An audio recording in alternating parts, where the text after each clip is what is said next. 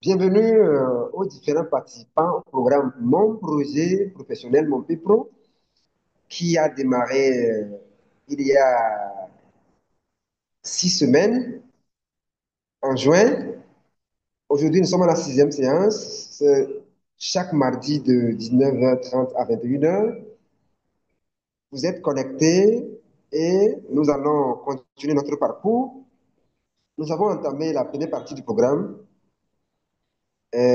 qui parlait donc du bilan de compétences.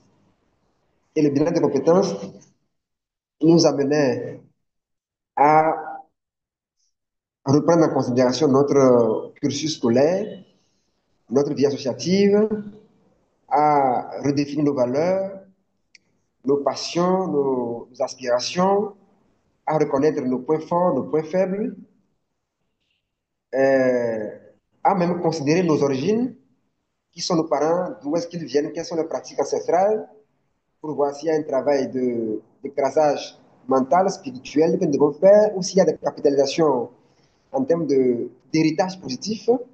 Voilà, nous avons fait tous ces parcours en 12 points. Chacun devrait avoir réussi son bilan de compétences.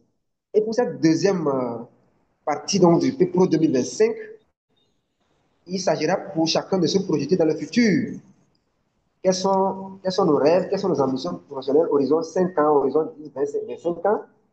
Et pour ce faire, nous procéderons en deux niveaux. Le premier niveau est d'évaluer notre productivité actuelle, ce qu'on va faire aujourd'hui. Et le mardi prochain, nous allons poser la question, quel est mon rêve, comment on définit un rêve et comment on se fixe un objectif professionnel. Quels sont les emplois que j'aimerais exercer. Voilà, je vais devoir identifier 7 emplois. Quels sont les types d'entreprises dans lesquelles on trouve ces emplois? Quels sont les moyens d'accès à ces emplois? Est-ce que voilà, je vais faire un tableau récapitulatif des compétences dont je dispose et des compétences que je dois mobiliser pour pouvoir avoir accès à ces emplois, etc., etc. Donc, et après, nous allons aborder la troisième partie qui constituera après un plan à partir donc, de la partie 1 et la partie 2. On fera un plan qui prendra en compte notre vie d'ici 10 ans, d'ici 20 ans, en fonction donc, de l'horizon temporel que chacun aura choisi. Alors, pour la séance d'aujourd'hui, il s'agira euh, de, de profiter de l'expérience de 2, 3 années. Voilà, le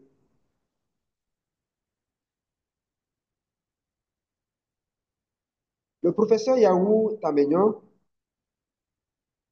qui est un spécialiste donc, des sciences de l'éducation, il est chef de département de sociologie de l'Université de Cara.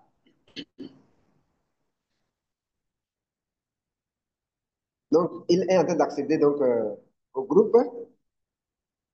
Et une deuxième personne que vous connaissez qui avait intervenu le mardi passé sur la question donc de compétences et de domaine de compétences quand il s'agit de présenter son CV.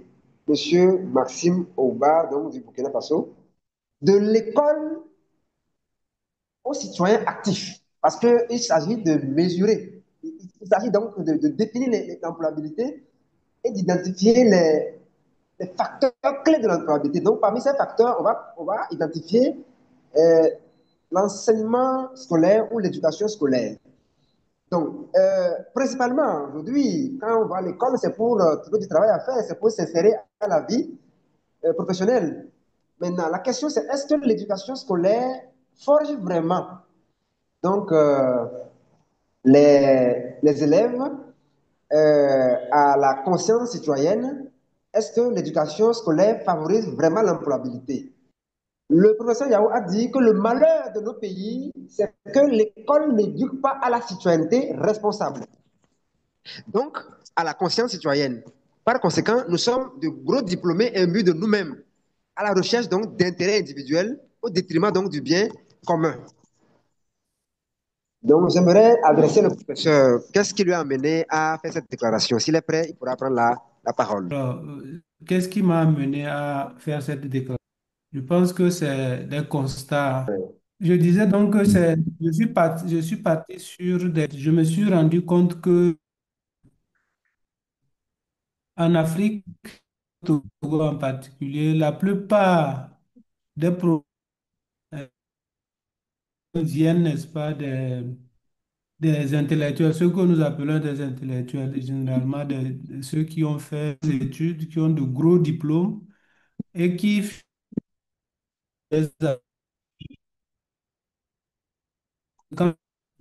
c'est qui sont au devant de la scène, qui conduisent les affaires. Mais quand on regarde un peu de nous tous intellectuels, on se rend compte que nous n'avons pas intégré citoyen études à valoriser, n'est-ce pas, le bien commun.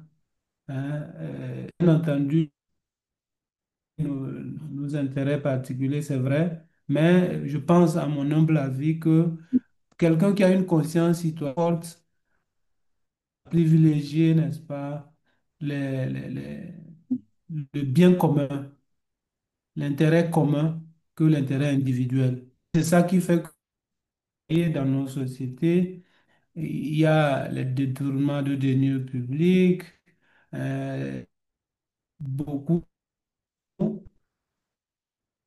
qui gangrènent notre société. Et on se demande qu'est-ce qu'on doit faire, change, pour que l'intellectuel, quand on va à l'école, qu'on ait vraiment une conscience poussée commun. C'est un peu ça ma réflexion, parce que je suis parti sur des constats. Nous ne sommes pas souvent au service du bien commun, mais au service de nos intérêts, euh, ne favorise pas le développement de nos sociétés. Voilà un peu les constats qui m'ont poussé à faire cette déclaration. Merci, professeur. Donc, vous dites de gros diplômés qui sont au devant de la scène, qui ont des postes de responsabilité dans les entreprises publiques et privées et qui ne cherchent que leur repas du soir et qui oublient de servir la société, ce qui est un frein pour le développement. Voilà. Donc, qu'est-ce que ça veut dire alors la conscience citoyenne ou qui est-ce qu'on peut appeler citoyen actif, engagé, responsable? Pour conscience citoyenne peut désigner, disons, la prise de conscience ou, si vous voulez, la compréhension par le citoyen d'une nation dont les responsabilités. Alors, quand je dis prise de conscience, ça veut dire que on doit pouvoir dire, quand je suis citoyen d'un pays, je dois me dire que j'ai des droits, mais j'ai aussi des devoirs et bien les autres. Alors, cette manière de voir, pour moi, implique un certain nombre d'attitudes ou de comportements. Il faut que le citoyen qui a pris conscience de sa citoyenneté puisse chercher à comprendre ou à connaître ses droits et surtout les lois de la société. Quelles sont les lois qui régissent le fonctionnement de la société? Parce que quand vous regardez un peu, souvent, même les intellectuels ne connaissent pas les lois de la société. Article sur, par rapport à la connaissance du fait politique par les... Alors, on sait beaucoup d'étudiants n'avaient pas connaissance, n'avaient jamais lu la Constitution. À l'époque, c'était la quatrième, de la quatrième République. Même la cinquième République ne la connaissent pas. Vous m'excusez là.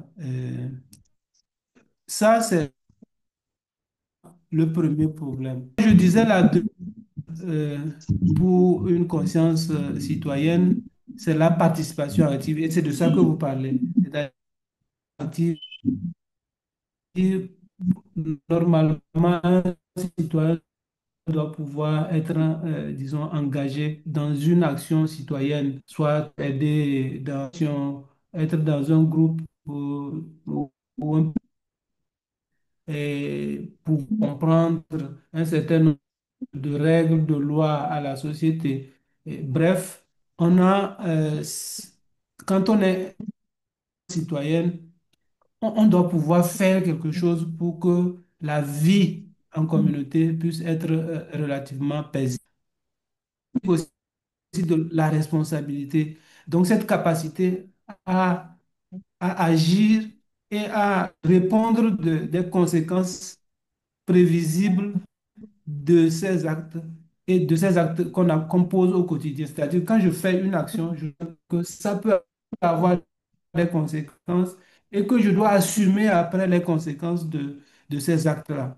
Et, ça va déboucher sur quoi, la défense de certaines valeurs sociales. Parce qu'un citoyen ne peut voir la société partir à volo sans pouvoir agir un nombre de valeurs. Hein.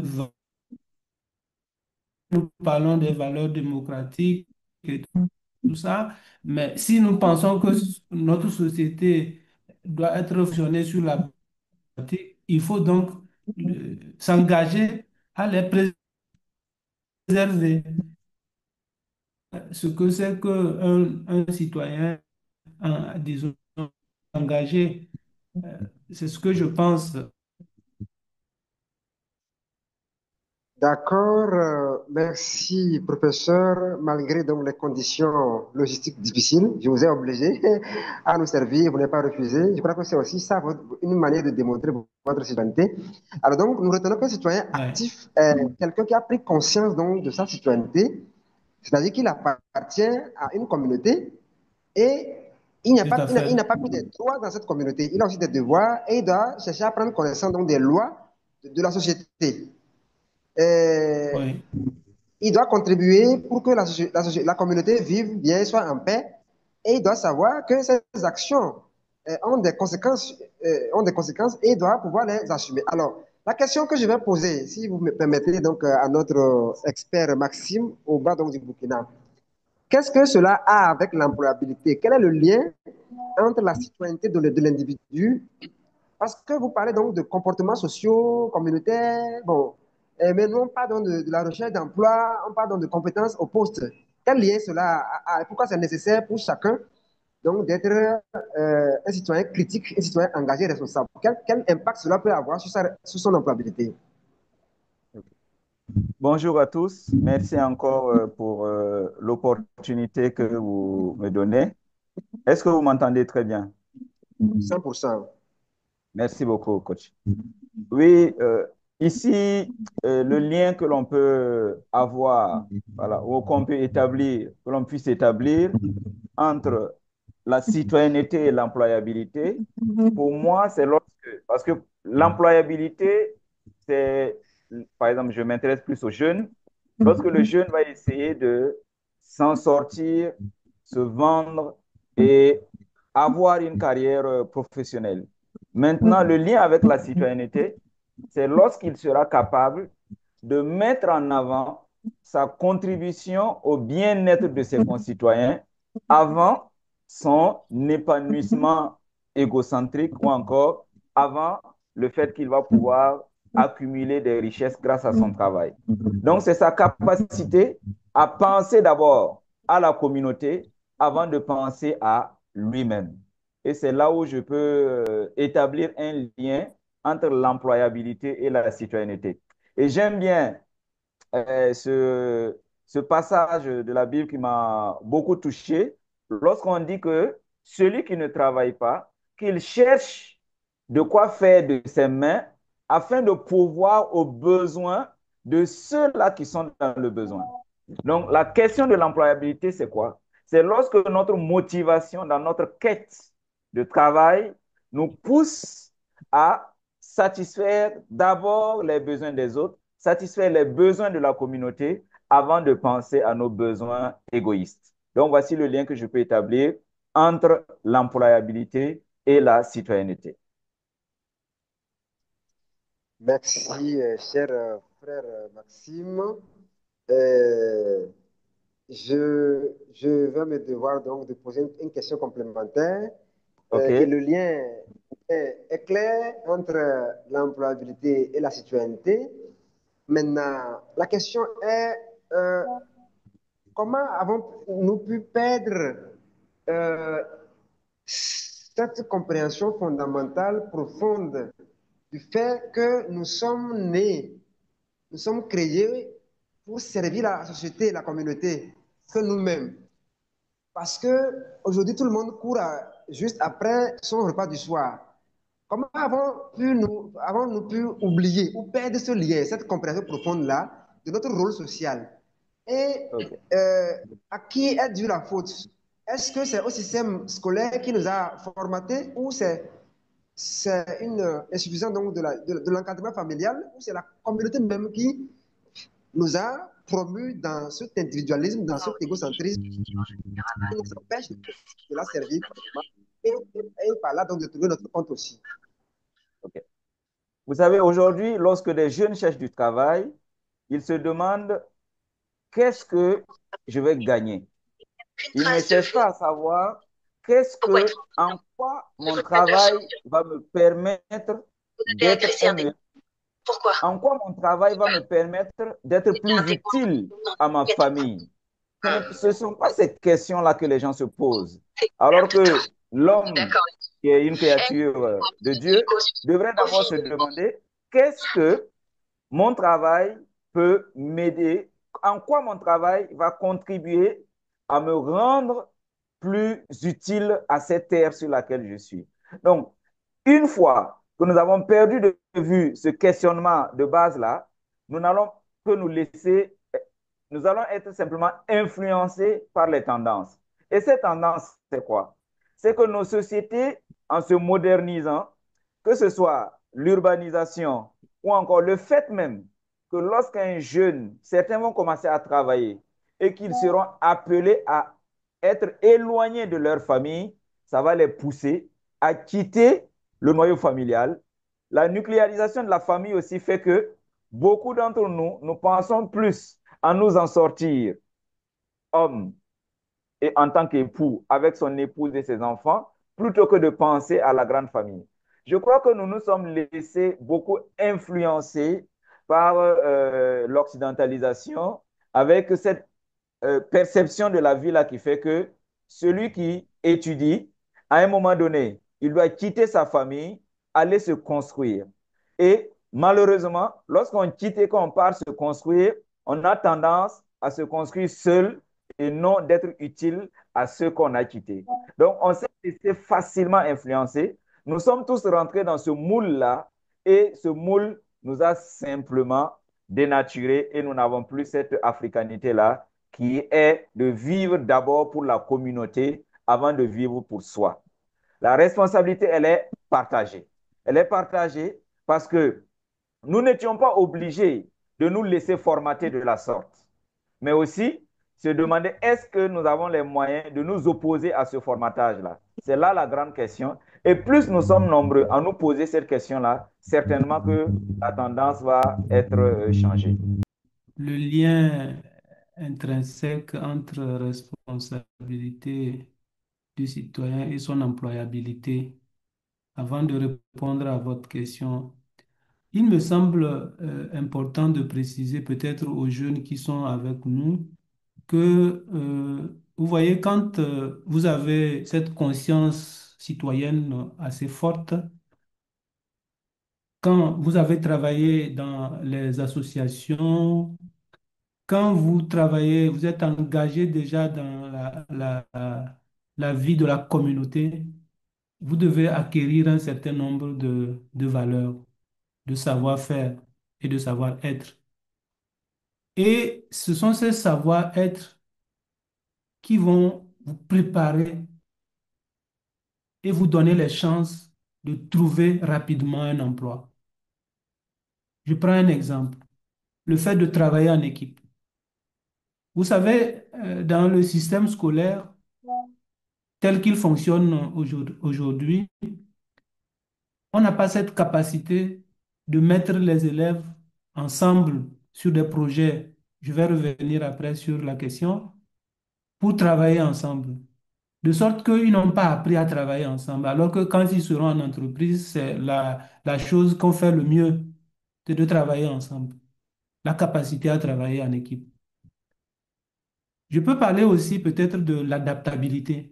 Vous voyez, un jeune qui a travaillé dans des associations, qui s'est confronté à d'autres réalités, quand il est en face ou en passe de chercher un travail, il a cette facilité de s'adapter rapidement aux réalités nouvelles qui vont se poser à lui.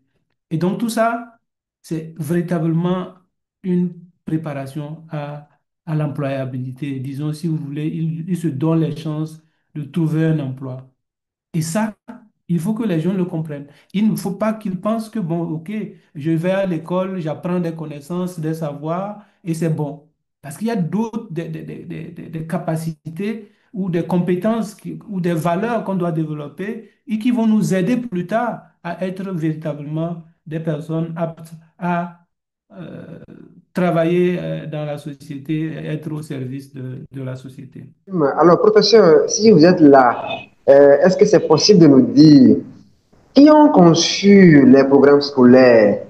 euh, pour quel objectif on forme? Voilà. Pour quel objectif l'école forme? Maintenant, revenons à ce que enfin, la question que vous me posez. Qui sont ceux qui ont, ou bien quels sont les objectifs que poursuivent ou que poursuit, n'est-ce pas, le système éducatif? Alors, il faut dire que notre système, je parlerai plutôt de système scolaire, hein, pour faire la distinction entre système scolaire et système éducatif. Peut-être qu'on reviendra là-dessus sur la distinction, mais par rapport à notre système scolaire ou système d'enseignement en vigueur dans nos pays, il faut reconnaître que ce système est d'abord l'émanation de la colonisation. Nous avons hérité l'école de la colonisation. Et cet héritage nous met dans une position où nous devons faire former, parce qu'au départ, l'école était là pour former des individus au service du colon. D'accord? Et donc, euh, quand nous avons pris en main notre système scolaire, nous n'avons pas pris le temps de modifier les objectifs ou bien de changer, n'est-ce pas, les objectifs. Et donc, aujourd'hui, on forme les individus, hein, pas certainement pour le colon, mais on forme fondamentalement pour des entreprises qui n'existent pas. Vous me permettez le terme. C'est-à-dire que normalement, on doit former des individus qui vont travailler pour la société. Mais on travaille pour quelle société? Quelle société avons-nous construite? Sinon, qu'est-ce que nous avons projeté pour l'avenir? Et nous formons pour que ces jeunes-là puissent travailler pour cet avenir-là. C'est la véritable question qu'on se pose.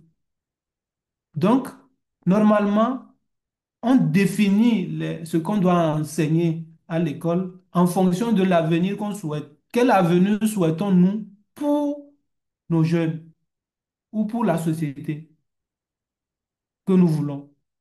Et c'est en fonction de ça que nous allons dire, bon, OK, parce que d'ici 20 ans, nous voulons une société, disons, développée dans tel domaine, nous allons former les individus dans ces domaines-là. Et voilà ce que nous voulons faire. Mais malheureusement, notre école est,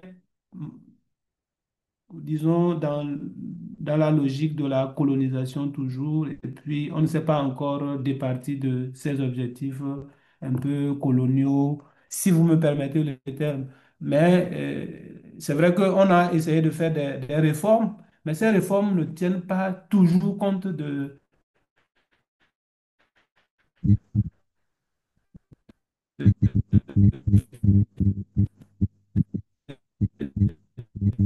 réalités, des objectifs, à ce que je voudrais dire par rapport à cette question. Allô? Merci. Oui, merci beaucoup, professeur. Je vais faire un petit récapitulatif. Euh, donc, en ajout à perte donc, des valeurs africaines, comme l'a dit notre ami Maxime, vous avez dit que le travail de l'association, l'engagement dans la vie sociale, la participation communautaire, voilà, donc, pour dire donc, la citoyenneté est un cadre donc d'acquisition donc de valeurs, est un cadre donc d'acquisition donc de savoir-être donc d'aptitudes personnelles comme par exemple l'adaptabilité, l'esprit d'équipe, etc., qui sont des compétences que nous devrons faire valoir dans le cadre de notre valorisation professionnelle. Justement, il n'est pas possible que le jeune expert seulement aller à l'école et avoir le diplôme pour être employable entièrement, mais il faut vivre cet autre maillot social qui le formate à un certain nombre donc, de compétences personnelles qui lui serviront à son insertion socio-professionnelle. Et pour avancer sur la question principale, donc nous avons hérité un système scolaire colonial qui, voilà, qui formait normalement pour donc fonctionner selon le système du colon. Et quand nous avions pris donc, en main la gouvernance de nos pays, n'avons pas changé des objectifs. Donc les objectifs scolaires devraient être définis en fonction donc, des objectifs stratégiques donc, de société. Quelle société voulons-nous? Quel type de jeunes voulons-nous du Togo, du Burkina, ou de l'Afrique de l'Ouest ou de l'Afrique? Quel est donc le modèle donc, de l'Africain, le modèle type du jeune africain? Et c'est en fonction de cela que les objectifs et les approches méthodologiques donc, des programmes scolaires devraient être définis, quoique donc des réformes ont été faites, mais elles n'ont pas été suffisamment fortes pour basculer les choses. Voilà, donc merci. Alors, donc, devant ce challenge, devant ces insuffisances, ces incohérences, ces limitations qui sont un danger pour notre société de demain, qu'est-ce que nous pouvons faire individuellement? D'abord, pour encourager donc, les décideurs euh, au changement donc, de système, mais aussi pour nous-mêmes pallier donc au manque que cela représente. Le fait que, d'abord, le système scolaire n'est pas suffisamment fort pour nous prendre en charge complètement en termes de besoins, en termes de compétences professionnelles, mais en même temps, nous n'avons pas compris que nous devrons combler ce gap-là avec donc, notre participation citoyenne. Ah, maintenant, on devient maintenant des jeunes, comme vous avez dit, des jeunes aigris, des jeunes incomplets, des jeunes incongrus, mais qui vont se rendre compte que 1, 2, 3, 5 ans après leur diplôme, ils ne trouvent pas d'emploi parce qu'il n'y a pas de place pour eux dans les entreprises. Qu'est-ce que nous pouvons faire pour renverser cette tendance-là, individuellement comme collectivement?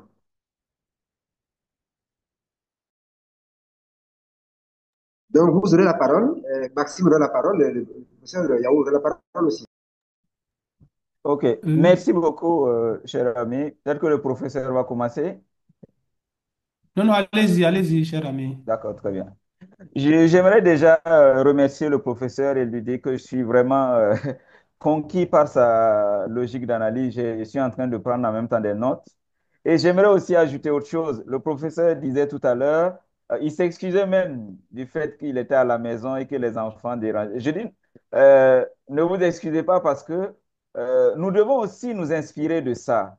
Lorsqu'aujourd'hui un homme, voilà, comme vous, dit qu'il est rentré pour s'occuper des enfants parce que madame n'est pas rentrée, je crois que nous devons en être fiers et cela est un enseignement.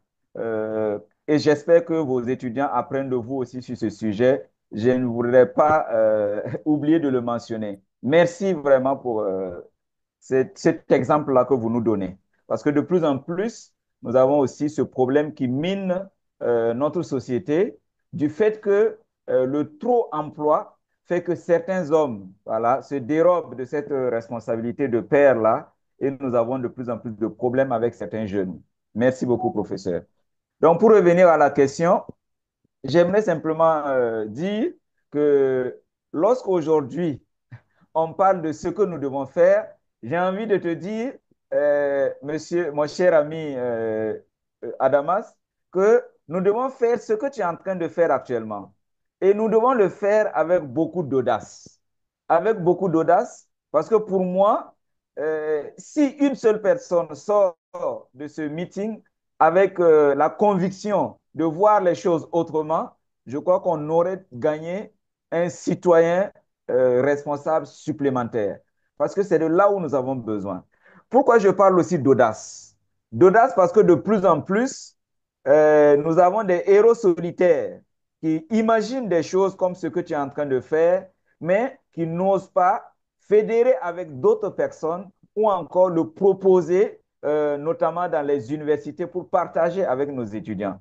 Je crois que de plus en plus, nous devons avoir l'audace d'approcher les écoles, d'approcher les lycées, d'approcher les universités et partager avec les étudiants dans les salles de classe et dans les amphis ces convictions qui nous animent. Et je suis d'ailleurs très content de voir que plusieurs jeunes sont actuellement connectés et je crois que ce qu'ils vont recevoir, cela va les motiver davantage. Nous devons aussi accepter d'aller à contre-courant. D'aller à contre-courant parce que la tendance dans laquelle est aujourd'hui notre pays, le Burkina Faso, ou encore le Togo, où j'étais récemment, c'est que chaque personne convaincue doit accepter de payer le prix, de payer le prix, peut-être se faire critiquer, de payer le prix, peut-être investir le peu qu'il a pour que d'autres jeunes puissent recevoir la même conviction que lui et aussi partager. Cet esprit de partage-là doit beaucoup nous animer afin que chacun, dans les petites choses que nous faisons là, que nous puissions vraiment avoir à nos côtés des jeunes sur lesquels nous allons déteindre afin qu'eux aussi aient le courage, parce que certainement que nous n'allons pas arriver maintenant, mais que ces jeunes-là qui pourront s'inspirer de nous puissent prendre le relais. Parce que depuis un certain moment, à Damas, je crois que je te l'ai dit la dernière fois, j'ai aujourd'hui 42 ans, voilà, et je me suis inscrit dès maintenant dans une logique de transmission. Dans une logique de transmission, parce que très souvent en Afrique, nous attendons souvent d'être proches de la retraite avant de penser à transmettre. Alors que plus je ne dis pas que je suis dans une logique de transmission parce que je crois en avoir assez. Non. Que les petites choses dont je suis convaincu, que ce soit pour l'entrepreneuriat, que ce soit pour le fait d'écrire, les petites choses dont je suis convaincu, que je puisse trouver des jeunes à qui je vais transmettre afin qu'eux aussi, ils puissent avoir assez d'audace et assez de courage pour aller à contre-courant de tout ce que l'on veut nous imposer aujourd'hui. Donc, voici ce que je peux dire pour les initiatives que nous devons avoir individuellement et surtout avoir le courage de fédérer. Merci beaucoup. Merci, Maxime, Alors, professeur. oui, merci beaucoup à notre ami Maxime. Euh, je voudrais d'abord le remercier pour ces mots assez gentils. Alors, par rapport à cette question, je voudrais dire ceci. Individuellement, je pense que l'ami l'a dit, il faut avoir de l'audace, oser entreprendre des initiatives au profit de la jeunesse. Mais aujourd'hui, avec les réseaux sociaux, il me semble important que nous qui prenons conscience du mal qui gangrène notre pays ou nos pays, nous devons allumer nos caméras, nous devons écrire et sensibiliser, autant que faire se peut. Parce que si nous nous taisons, nous allons passer notre temps à nous plaindre que les choses vont mal et finalement, les choses iront de mal en pis. Et c'est pour cela que je suis d'accord avec lui que nous devons avoir de l'audace. Mais en même temps, il me semble que dans ce domaine, il y a un problème fondamental. La transmission des valeurs ne se fait pas par une sorte comment je vais le dire? C'est pas comme si on va apprendre pour réciter.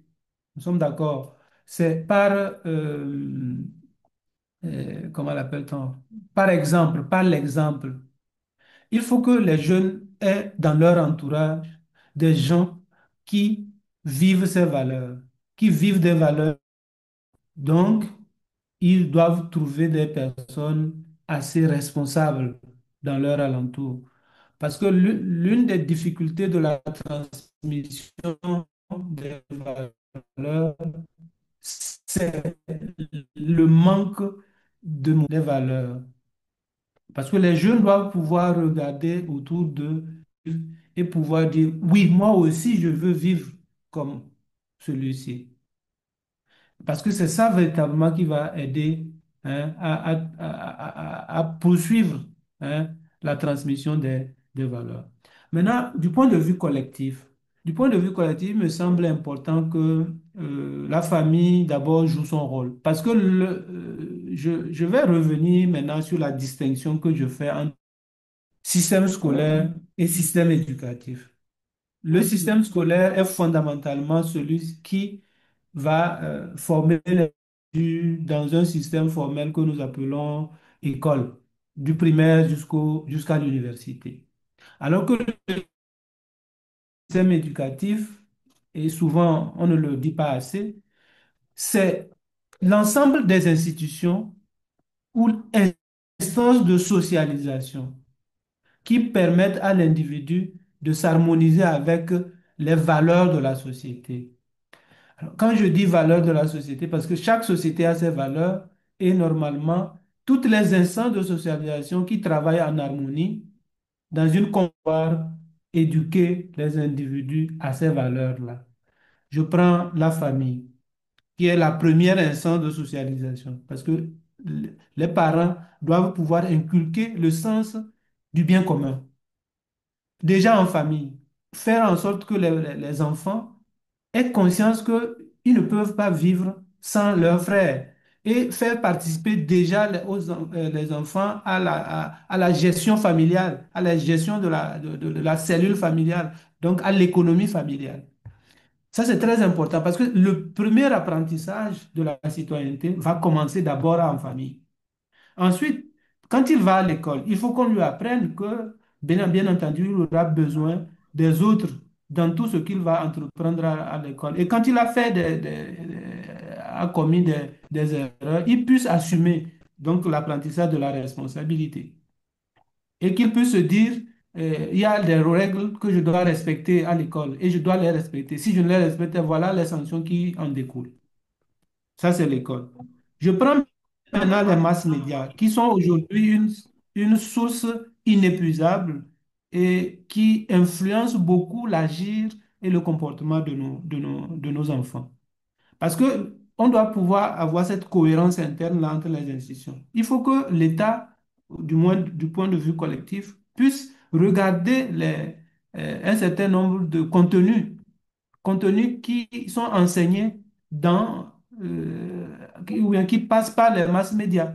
C'est pour cela que la censure me semble importante à un moment donné au niveau de l'État, pour que toutes les informations ne passent pas devant nos enfants à un moment donné.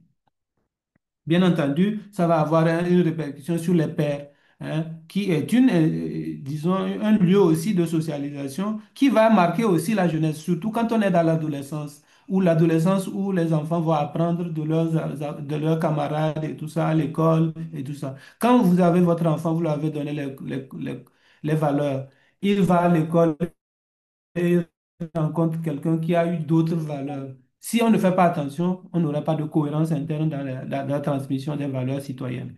Donc, bref, je pense que on a beaucoup à faire du point de vue collectif, mais aussi du point de vue individuel, hein.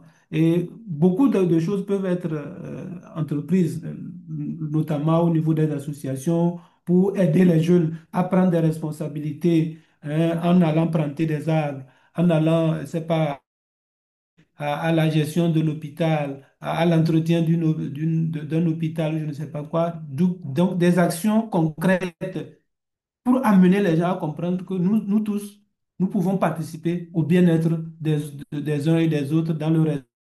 et tout ça, que chacun a quelque chose à donner à la société. Au lieu d'attendre toujours de la société, il faut que nous puissions dire, moi aussi, je dois faire à la société. Quel que soit ce que je suis, hein, mes compétences ou le manque que j'ai quelque chose à donner. Un citoyen doit pouvoir aider à avancer. Voilà, pour ne pas être trop long, certainement j'ai beaucoup de choses, mais je crois que je vais m'arrêter là et le débat au besoin. Merci beaucoup, professeur Yaou, pour la disponibilité. Une fois encore, nous vous remercions et vous félicitons pour cet engagement démontré malgré donc la complexité donc des responsabilités familiales, par exemple. Mais vous tenez quand même à faire cette contribution ce soir. Vous dites, quel que soit qui vous êtes, que vous en disposez trop ou non ou peu, vous avez quelque chose à donner à la société. Donc, au niveau collectif, il faudra aider les jeunes à prendre des responsabilités, amener les gens, chacun à faire quelque chose, à apprendre, à donner, etc. Donc, je retiens encore quelques mots donc, de Maxime. Oser, aller à contre-courant, aborder les écoles, proposer donc nos idéaux, s'inscrire donc dans la transmission donc des savoirs sans attendre le troisième âge, avoir le courage donc de fédérer. Voilà. Et pour nous autres, donc, promouvoir donc les rôles modèles pour inspirer donc les jeunes, les cadets à suivre donc les modèles. Voilà. Et collectivement, la famille a son rôle à jouer. Voilà quelques éléments que j'ai notés. Merci. J'aimerais voir si sur le. Avant, on est à la fin, on est à la fin de toute façon.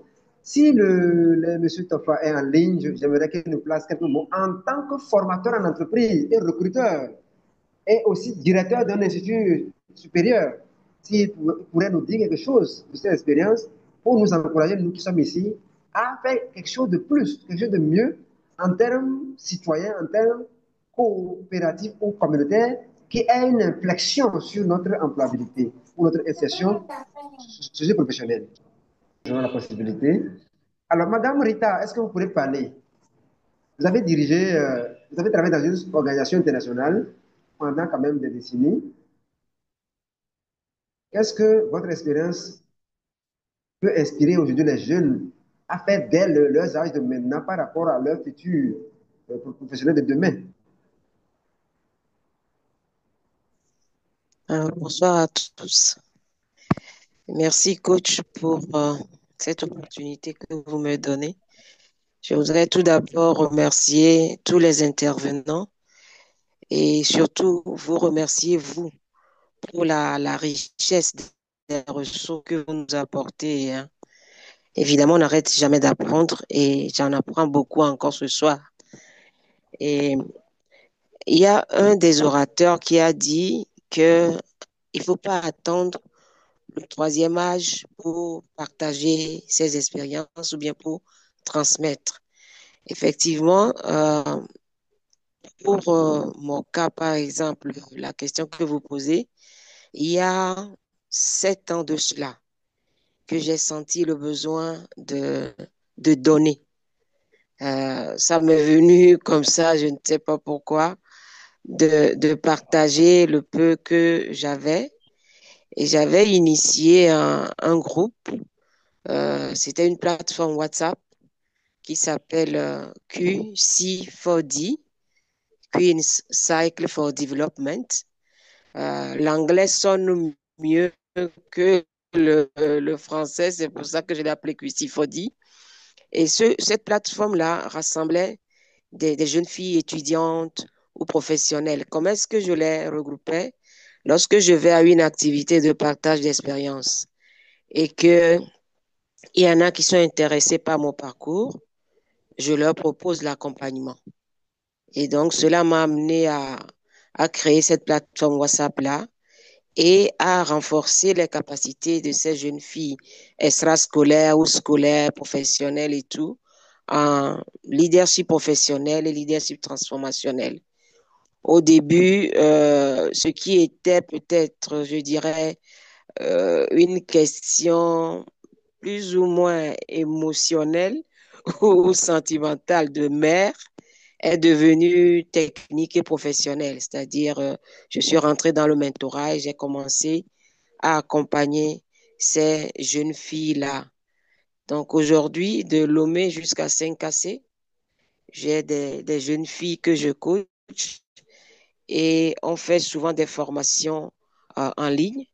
Et comme je ne suis pas toujours disponible une fois par semestre, on fait des rencontres physiques. Bon, dans la transmission, je fais aussi le mentorat en ce sens que j'ai compris que les jeunes ont parfois des problèmes de personnes à qui se confier. C'est très important. Il y en a qui ne peuvent pas parler à leurs parents, qui ne peuvent pas communiquer avec leurs parents. Et donc, quand j'ai détecté cela, j'ai commencé à jouer ce rôle-là en tant que mentor et en tant que maman. Et donc, sur ce plan aussi, je reçois beaucoup de filles que j'accompagne individuellement et je le fais souvent les week-ends ou parfois à mes heures perdues, c'est-à-dire après le boulot, je peux appeler une ou deux et je fais des échanges, des entretiens avec ces filles-là pour pouvoir partager mon expérience. Voilà ce que je peux dire. Ça fait 7 ans que je suis là-dedans. Je le fais essentiellement avec les jeunes filles. J'avais commencé aussi avec les garçons, mais je n'ai pas senti d'engouement au niveau des jeunes garçons et donc je me suis consacrée aux jeunes filles. N'ayant pas moi-même eu biologiquement de filles, je n'ai eu que des garçons. Donc je crois que c'est un appel et je m'y suis lancée. Voilà ce que je peux dire par rapport à mon expérience de partage. Après cela, j'ai une question aussi pour nos orateurs, nos intervenants. Merci beaucoup, coach.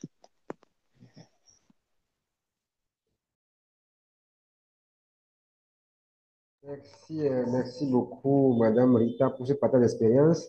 Je crois que l'heure est partie, mais voilà, nous sommes dans un cadre social et c'est justement ce partage d'expérience aussi qui conforte donc les interventions des experts qui ont été invités spécifiquement. Nous allons prendre les mots de clôture donc de Monsieur Maxime et du professeur Yaou. Mais avant, je voudrais demander si les Covid, est-ce que tu es en ligne depuis quelque part en France? Tu es volontaire sur un programme depuis quelques mois, tu as travaillé à Lomé avec nous, tu as bénéficié donc du programme Lomé Pro. Aujourd'hui, tu as gagné donc cette opportunité de volontariat. Merci donc, coach Joseph depuis l'Italie qui nous dit félicitations. Merci pour ton soutien de ce soir. C'est chaleureusement intéressant que les frères soient présents et qu'ils donnent leur présence. Nico, est-ce que tu peux prendre le micro? Oui, bonsoir, chers côtes, bonsoir à tous et à toutes. C'est un plaisir quand même de participer à ce webinaire. Je ne sais pas si vous avez une question pour moi ou bien c'était juste pour saluer. Oui, mais qu'est-ce que la participation citoyenne a fait, a eu comme effet ou impact ou inflexion sur ton parcours professionnel? Ah, ok, merci beaucoup, coach, pour la parole. Donc, je peux dire, bon, nos, nos coachs ont dit la majorité, mais pour ajouter, c'est juste cette volonté-là d'apporter un plus dans la vie des autres, un changement dans la vie des autres. Et aussi, je vais retourner sur la formation surtout, parce qu'on peut avoir l'envie là d'aider, mais si on manque donc de cette formation-là, de ces outils-là qui peuvent nous permettre de vraiment servir les autres, bon, on peut se faire piéger parfois si on ignore comment s'y mettre. Donc, très important de se former, de vraiment s'entourer aussi par de bonnes personnes. Et moi, je dirais que j'ai eu vraiment cette chance-là. Donc, je remercie une fois encore le coach Adamas qui est toujours là pour accompagner les jeunes dans leur insertion. C'est un plaisir. Merci beaucoup. Alors, merci. Merci à tous. Donc, il y a une question. Oui, posez vos questions, Madame Rita, posez votre question. Il y a Monsieur Kafou Atta qui pose une question avant qu'on ne finisse. Il dit que le développement donc d'aptitudes ou de savoir-être ou de savoir-faire, de performance crée parfois des désagréments dans un environnement professionnel social. C'est-à-dire quelqu'un, il travaille dans une entreprise, il se bat pour être performant, il acquiert des compétences, il veut faire des exploits, mais ça lui crée des problèmes avec sa hiérarchie ou avec d'autres départements. Il demande, bon, qu'est-ce qu'on peut faire dans ce cas? Est-ce que vous voudrez le répondre avant qu'on ne finisse? Monsieur Maxime et monsieur.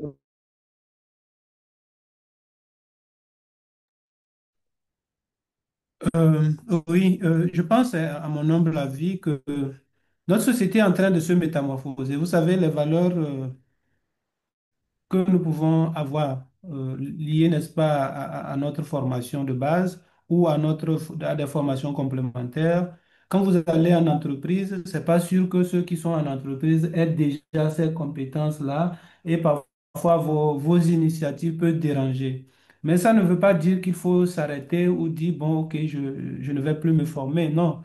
Loin de là, il faut toujours continuer, mais seulement avoir cette finesse, cette sagesse-là de pouvoir proposer des choses nouvelles, mais avec tact. Parce que les gens ne sont pas toujours ouverts parce que l'ouverture d'esprit, vous savez, ça aussi, c'est une qualité, hein. Et tout, c'est pas tout le monde qui est ouvert d'esprit pour pouvoir comprendre que, bon, voilà, tel jeune ou bien telle personne veut proposer de nouvelles choses et tout ça. Je parlais de l'adaptabilité, tout ça. C'est véritablement tout euh, c'est tout un ensemble d'éléments hein, dont il faut tenir compte pour pouvoir vivre dans une société et quand on est, par exemple, en entreprise ou dans une organisation quelconque, il faut avoir du tact, de la sagesse. Même si vous voulez proposer des choses, généralement, vous savez, l'humilité est une valeur fondamentale aussi pour entrer en entreprise ou, je sais pas, dans une organisation.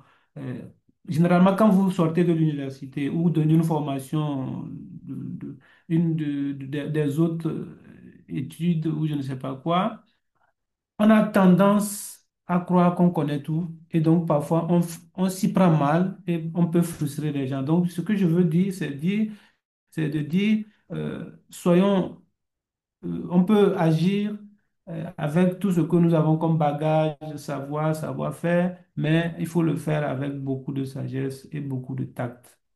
Voilà ce que je veux apporter. Mais ça ne veut pas dire qu'il faut s'arrêter pour ne pas faire les choses comme on les a apprises ou voilà.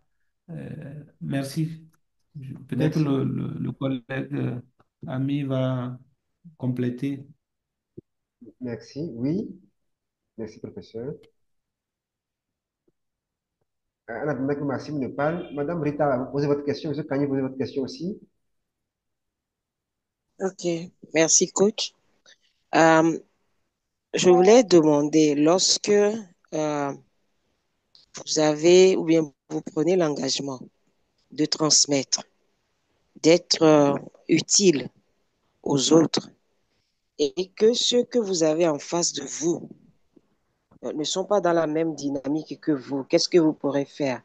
Je donne un exemple palpable. Il arrive des fois que vous organisez ou que j'organise des activités d'accompagnement et tout. Et la plupart du temps, c'est gratuit parce qu'on considère que peut-être les jeunes ou bien les bénéficiaires n'ont pas les moyens. Lorsqu'en face de vous, vous avez des gens qui pensent qu'ils n'ont pas le temps à consacrer à ce que vous faites, comment est-ce que vous pourrez réagir? C'est notre jeunesse aujourd'hui. Elle est plus dans les futilités que dans ce qui peut la construire. Comment est-ce que nous pourrons travailler à changer ces mentalités-là et surtout à ne pas nous décourager et à continuer de le faire? Merci. Merci, Madame Rita. Monsieur Kanye, posez votre question en même temps. Les intervenants prennent en charge. Oui, évidemment, ça va être aussi bonsoir à tout le monde, bonsoir à nos illustres présentateurs. Merci beaucoup. La question de notre sœur et de notre maman, c'est également une partie de la mienne, c'est ça. Euh, on veut bien que ça change, mais ceux envers lesquels on pose l'acte ont carrément d'autres soucis. Et on ne peut pas se permettre de donner tous les exemples, mais c'est la première partie. Maintenant, la seconde partie, c'est l'aspect, ce que la religion a essayé de faire de nous en Afrique. Et souvent, ce n'est pas que on veut réussir seul. Mais peut-être que chemin faisant, on a eu des petits bobos, on a eu ceci, on se dit, voilà, c'est parce que telle tante est sorcière dans la famille et il faut se cacher, il faut pas savoir, il faut pas qu'on sache que j'ai réussi dans tel domaine. Vous êtes par exemple le promoteur de Kenkeliba. Ailleurs, on vous dirait, il faudrait pas qu'on sache que c'est vous qui en êtes le promoteur sur le plan national. Et la religion a phagocyté à telle enseigne qu'on voit dans tous nos projets aujourd'hui qu'il y a un lien de famille qui a ceci là, qu'il ne faut pas faire ceci, qu'il ne faut pas faire cela. Mais comment pouvons-nous nous entraider? Parce que si je comprends bien, la quintessence de la séance de ce soir, c'est d'être social, c'est d'être sociable dans nos initiatives. De penser si je dois mettre quelque chose en place, qu'est-ce que cela va apporter à la société? Mais voilà aussi qu'il y a cet aspect-là. Et on le sait aujourd'hui, qui est en vogue. Comment pouvons-nous concilier ou bien arriver à intellectuellement déformer de cette idée-là? Merci beaucoup. Cher Maxime et puis professeur, vous avez la parole, s'il vous plaît. Et je laisse le D'accord, professeur commencer. d'accord, merci. Je ne serai pas long. En fait, je comprends les deux préoccupations, mais moi, il faut que nous soyons focalisés sur nos objectifs. Moi, je suis ceux qui pensent que rien, je dis bien rien, ne peut nous désorienter quand on est focus sur nos objectifs, quelles que soient les difficultés. Alors, par rapport à la première question de Madame Rita, que je salue, et je pense que aujourd'hui notre société est telle que il faut prêcher parfois comme Jean-Baptiste, c'est-à-dire dans le désert. Ça finira par prendre. Moi, c'est ma conviction personnelle. Les gens ne sont pas toujours ouverts pour accueillir, mais il faut continuer à prêcher, à dire ce que vous avez comme conviction. Et petit à petit, les gens prendront, si c'est deux ou trois, que vous gagnez à votre cause, c'est déjà suffisant. Eux aussi pourront gagner d'autres personnes. Et je pense que c'est seulement comme ça on peut réussir. Ne jamais perdre de vue que euh, rien ne peut nous réussir d'un seul coup. Il faut toujours essayer et réessayer et ensuite ça pourra marcher. Moi, je me rappelle en 2016, quand je fondais mon association avec un collègue de l'université de Lomé, et on a commencé par faire des conférences. Les gens ne viennent pas. Et moi, je me suis déplacé, je suis venu à Cara. Ce n'était pas facile, mais j'ai continué et j'ai eu la chance d'animer certaines émissions dans une radio. Et j'ai continué parce que finalement, je me dis que c'est comme si c'est un engagement personnel en fait. Et donc, on ne doit pas arrêter ce qu'on aime bien faire. Si vous arrêtez, c'est comme si vous mourrez à petit feu dans vos convictions. Et ça me semble pas bien pour notre vie personnelle. Et maintenant, par rapport à la question de la religion, je pense, à mon humble avis, que on ne devrait pas faire être trop, j'allais dire, comment la trop superstitieux. Hein. Moi, de manière vraiment foncière, je dis et je crois que si quelqu'un a envie de réussir et que il y a certaines forces négatives qui s'interposent, il suffira d'être véritablement motivé, vraiment motivé. Plus rien ne pourra vous arrêter. Hein. Il ne faut pas avoir peur. La peur, généralement, de ce qui va arriver ou des autres, des méchants et tout ça, fait que nous allons être, j'allais dire, fragiles. Nous allons être facilement atteignables, si vous voulez, si vous me permettez le terme. Voyez-vous, hein. Il faut garder le cap. Gardez toujours le cap. Ne vous détournez pas de vos objectifs. Et comme ça, je pense que parfois même quand on voit quelqu'un qui est très engagé, ceux qui veulent sont mal, ils ont peur eux-mêmes. Ils ne savent même pas sur quoi ils comptent, alors qu'ils ne comptent sur eux, mais ils ne comptent que sur sa propre volonté, en fait. C'est ce que je veux dire. Merci beaucoup. Je m'arrête là. Merci beaucoup, Ok, Maxime. merci. Oui, voilà. Ok, très bien. Donc, le professeur a cité Jean-Baptiste et je vais aussi citer un verset qui, moi, m'aide beaucoup pour cette question de superstition. Il est dit qu'il faut être simple et prudent. Être simple comme des colombes et prudent comme des Oui. serpents. Pourquoi Mhm. simple? Parce que nous ne devons pas regarder à ce que les gens peuvent nous faire. Si nous regardons à tout ça, nous n'allons jamais passer à l'action. Soyons simples, soyons juste conduits par ce que nous avons de profond dans notre cœur. Et soyons prudents. Soyons prudents aussi parce que c'est important de ne pas être naïf. Ne pas être naïf parce que toutes les personnes ne veulent pas vous voir réussir là où elles pensent avoir échoué. Je le dis toujours aux jeunes lorsqu'ils veulent poser des actions. Sachez que très peu de personnes vont vous accompagner à réussir là où elles ont la conviction d'avoir échoué. Parce que votre réussite sera la démonstration que soit eux, ils n'ont pas assez fait ou ils ont mal fait. Donc, c'est ce que je peux vous dire. Et n'ayez pas peur. Si c'est Dieu qui vous a donné cette mission, moi, je crois que vous devez passer à l'action. Et lui, il saura vous protéger et c'est sûr. J'aimerais dire ceci à ma sœur Rita. Déjà, vous avez des garçons, moi, j'ai des filles. Et je crois qu'on pourra un jour, pourquoi pas, partager nos expériences. J'aimerais dire ceci. C'est un serment que vous vous êtes fait à vous-même. Et la profonde différence entre vous et ces personnes-là qui n'agissent pas, ce sont vos actions. Si vous arrêtez, vous allez leur ressembler. Et si vous commencez à ressembler à ces personnes, cela signifie que vous n'avez plus d'impact. Et quand vous n'aurez plus d'impact, je crois que votre vie n'aurait plus assez de sens parce que c'est cela même qui vous motive aujourd'hui. C'est le désir d'impacter. Continuez. Si les gens ne viennent pas actuellement, comme le professeur l'a dit, continuez. Vous ne savez pas combien de personnes aujourd'hui sont impactées par ce que vous dites. Une seule vie changée par ce qui se passe ce soir et coach Adamas aurait atteint son objectif. S'il attend à avoir 100 personnes, cela ne marchera pas. C'est entre, je crois que c'est autour de 2008 ou 2009 que j'ai reçu vraiment cet enseignement, pour ne pas dire cette révélation. C'est que quand j'ai quelque chose à donner, si j'attends 100 personnes et qu'il y a 5 personnes, je me donne comme s'il y avait 400 personnes dans la salle. Et c'est ce qui m'a toujours guidé lors de mes interventions et cela m'a toujours stimulé. Ma sœur Rita, foncez, le meilleur est à venir et ce que vous semez va finir par germer.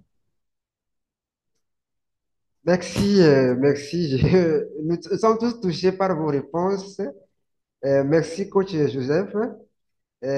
Donc, coach Joseph dit depuis l'Italie que c'est vrai, c'est mieux de concentrer l'énergie sur ce que l'on veut. Voilà. Donc, merci, coach Joseph, que vous soyez béni depuis là où vous êtes. Alors, donc, nous sommes sur cette plateforme en tant que participants au programme Mon projet professionnel. Nous aidons les primo-demandeurs d'emploi à mieux préparer leur demande d'emploi, à se valoriser. Nous aidons ceux qui sont en pause, qui travaillent, à maintenir leur employabilité, à gravir les échelons de leur succès professionnel. Et nous aidons aussi les entrepreneurs à à restructurer leur vie parce que votre vie ne s'arrête pas qu'à votre entreprise. Votre vie est un tout et parfois vous n'avez pas toujours le temps donc de sculpter, d'analyser tout ça ensemble. Donc, voilà tout ce que ce projet permet de faire. Et ce programme permet aussi aux individus de développer le leadership, de faire du développement personnel. Et je crois que tous ceux qui s'y ils trouvent leur intérêt. La communication d'aujourd'hui a été proposée parce que quand nous faisions le bilan de compétences, on a compris que beaucoup n'avaient pas donc d'aptitude personnelle, d'expérience associative. Il n'y avait rien du tout à remplir dans leur bilan de compétences. Tout ce qu'ils avaient, c'est leur BBC, leur bac. Donc, il faudrait communiquer pour les éveiller que c'est à vous d'aller au-delà de l'école, de rentrer dans la société, de prendre des rôles, de participer à des actions qui vous permettront donc d'enrichir votre palmarès, votre parcours associatif, votre parcours professionnel, afin d'étoffer autant votre CV que d'être capable donc de répondre efficacement aux différentes sollicitations qui vous viendront sur la route. Et merci à nos invités qui ont su placer donc leur explication et à toutes les personnes qui ont partagé leur expérience pour nous permettre de comprendre le monde autrement que nous comprenions avant. Alors pour finir, tout en vous remerciant d'avoir patienté jusqu'à cette heure, nous allons laisser la place aux intervenants pour leur mot de fin individuellement. Maxime va faire son mot de fin et le professeur Yahoo va faire son mot de fin. Merci à vous. C'est vraiment appeler chacun de nous à l'action. Parce que nos différents pays sont vraiment à un tournant où les initiatives locales sont attendues. Aujourd'hui, au Burkina, nous avons un contexte favorable aux initiatives endogènes. Cela ne doit que nous renforcer dans nos convictions. Ne regardons pas à l'âge. Comme je vous le dis encore, soyons dans une logique audace, transmission, action. Posons des actions avec audace et ayons le réflexe de transmettre. Si tu as 18 ans, commence à transmettre à ceux qui ont 15 ans.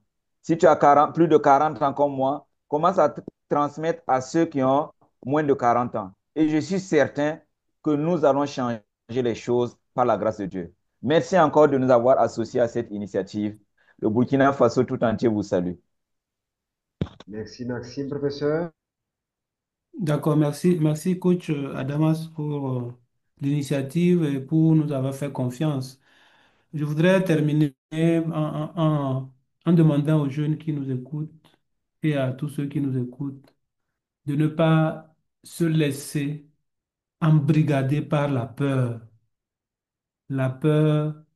de, de qu'en dira-t-on, la peur de est-ce que je peux réussir, est-ce que j'ai les compétences pour le faire, pour faire ceci. Quand vous sentez une motion en vous, faites-le. Moi, je dis, j'ai commencé par écrire déjà en classe de quatrième.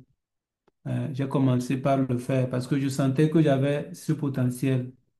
Même quand mon premier ouvrage, quand je l'écrivais en 2A, beaucoup m'ont découragé pour dire, ben, écoute, occupe-toi de ta thèse. Même mon directeur de thèse m'avait dit, occupe-toi de ta thèse d'abord. Mais convaincu que je pouvais apporter quelque chose, j'ai foncé. Donc, vraiment, je voudrais prier les jeunes qui nous écoutent de ne pas se laisser emporté par la peur. La peur, véritablement, comme disait un de mes étudiants, c'est un mensonge. C'est un mensonge. Et donc, il nous fait croire que nous n'avons pas le potentiel alors que nous en avons. Donc voilà même mon mot de fin. Sortons de la peur. Sortons de la peur. La peur est un mensonge. Il nous fait croire que nous n'avons pas de potentiel. N'ayons pas peur du candidaton. Quand nous sentons l'inspiration, agissons. Je vous remercie. Merci au professeur Yahou, spécialiste donc des sciences de l'éducation et chef de département sociologie de l'Université de Cara.